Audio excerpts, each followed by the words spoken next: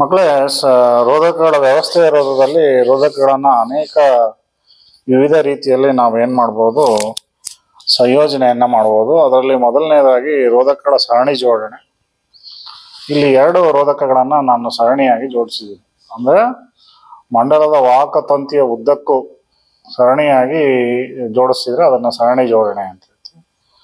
ಅದರಲ್ಲಿ ಸರಣಿ ಜೋಡಣೆ ಆಮೀಟರ್ ಸರಣಿ ಜೋಡಣೆಯಲ್ಲಿ ಜೋಡಿಸಿದ್ದೀನಿ. ಆಮೀಟರ್ನ ಸರಣಿ ಜೋಡಣೆಯಲ್ಲಿ ಜೋಡಿಸಿದ್ದೀನಿ.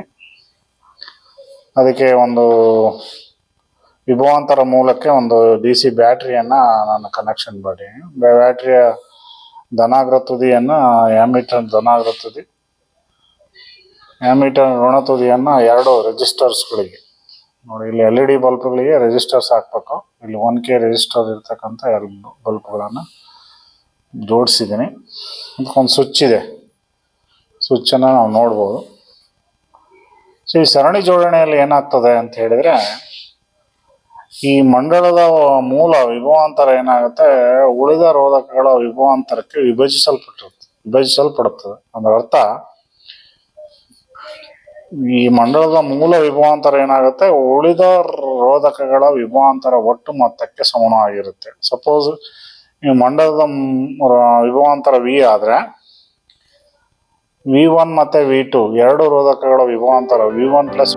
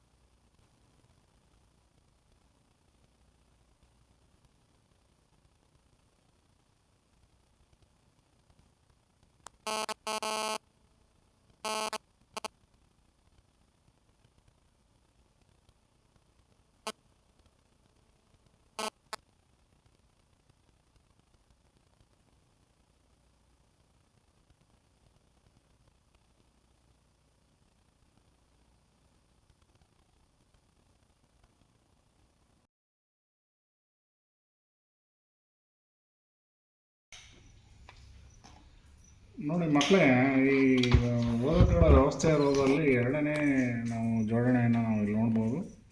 ರೆಜಿಸ್ಟರ್ಸ್ ಇನ್ ಪ್ಯಾರಲಲ್ ಅಂತ ಬರ್ತದೆ, ಸಮಾಂತರ ಜೋಡಣೆ. ಇಲ್ಲಿ 3 ರೋಧಕಗಳನ್ನು ಸಮಾನಾಂತರ ಜೋಡಣೆಯಲ್ಲಿ ನಾವು ಇಲ್ಲಿ ಕನೆಕ್ಟ್ ಮಾಡಿದ್ವಿ ನೋಡಿ. ಸರಣಿ ಜೋಡಣೆಯಲ್ಲಿ ರಿಯೋಸ್ಟಾಟನ್ನು ಕನೆಕ್ಟ್ ಮಾಡಿದ್ವಿ ಒಂದು, ಮತ್ತು ಸ್ವಿಚ್ ಸರಣಿ ಜೋಡಣೆಯಲ್ಲಿದೆ, ಮತ್ತು ಇಲ್ಲಿ ಆ್ಯಮೀಟರ್ನು ಕೂಡ ಸರಣಿ ಜೋಡಣೆಯಲ್ಲಿ ಕನೆಕ್ಟ್ ಮಾಡಿದೆ.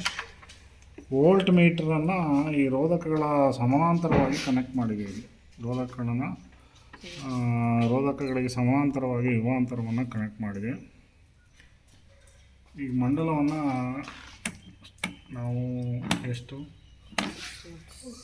ಅದಾದ್ರೆ 10 ವೋಲ್ಟ್ಸಿಗೆ ಕನೆಕ್ಟ್ ಮಾಡಿದ್ರೆ ನೋಡ್ಬೋದು. ಕರೆಂಟ್ ಎಷ್ಟಿದೆ ಅನ್ನೋದು ಚೆಕ್ ಮಾಡೋಣ.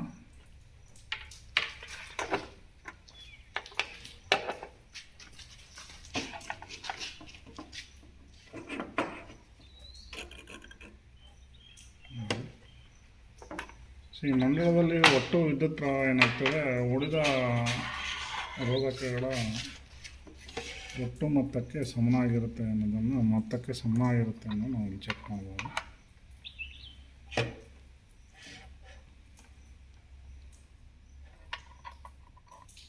ನೋಡಿ ಇಲ್ಲಿ ಆಮೀಟರ್ನ ಚೆಕ್ ಮಾಡಿ 0.8 ಅನಿಸುತ್ತೆ.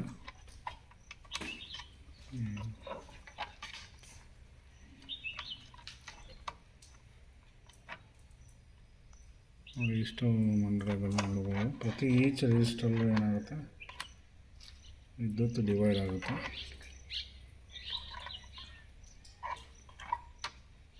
ವಿದ್ಯುತ್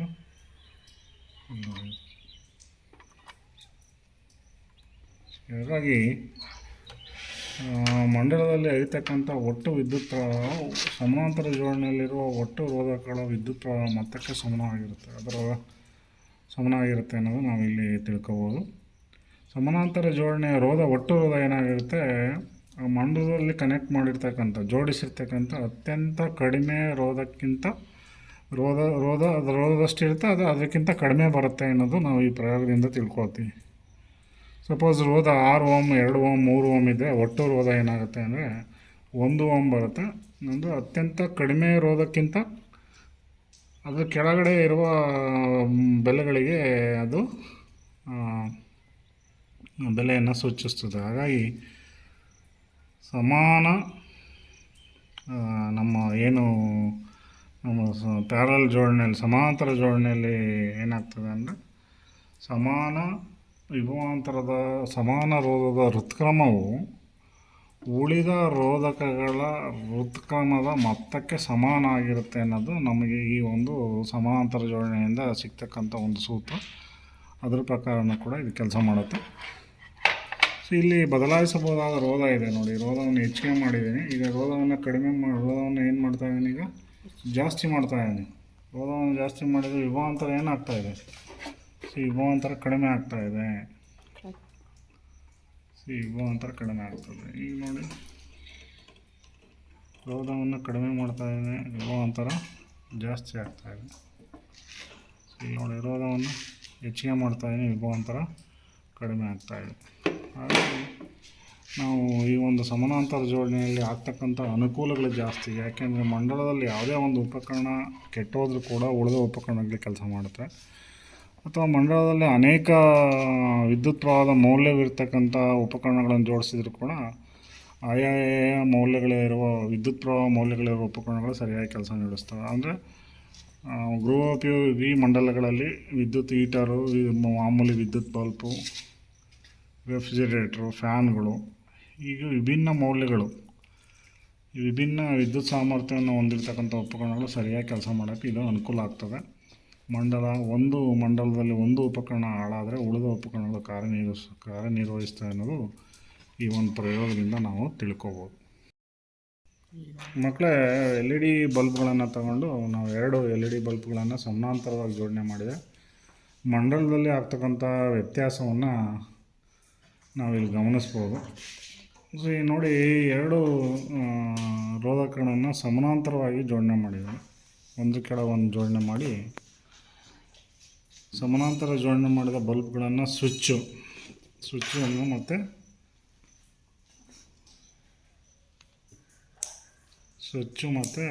ಒಂದು 9 ವೋಲ್ಟ್ಸ್ ಬ್ಯಾಟ್ರಿ ಕನೆಕ್ಟ್ ಮಾಡಿ ಸಮಾನಾಂತರ ಜೋಡಣೆ ಮಾಡಿದ್ದೀನಿ. ಈ ಮಂಡಲದಲ್ಲಿ ವಿಭವಾಂತರ ಸೇಮ್ ಇರುತ್ತೆ. ಎಲ್ಲಿ ಯಾವ ರೋಧದಲ್ಲೂ ಕೂಡ ವಿಭವಾಂತರ ಸೇಮ್ ಇರುತ್ತೆ. ಇಟ್ಕೊಳ್ಳೋ ಒಬ್ರು ಈ ಕಡೆ ಒಬ್ರು ನೋಡಿ ಚೆಕ್ ಮಾಡೋಣ.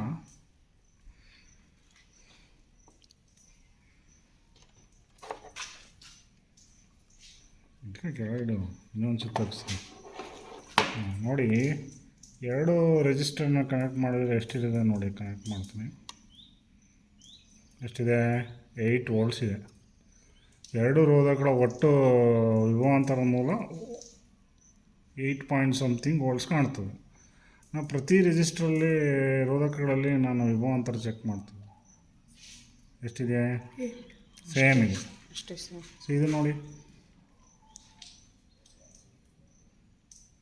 ಇದು ಅಷ್ಟೇ ಇದೆ.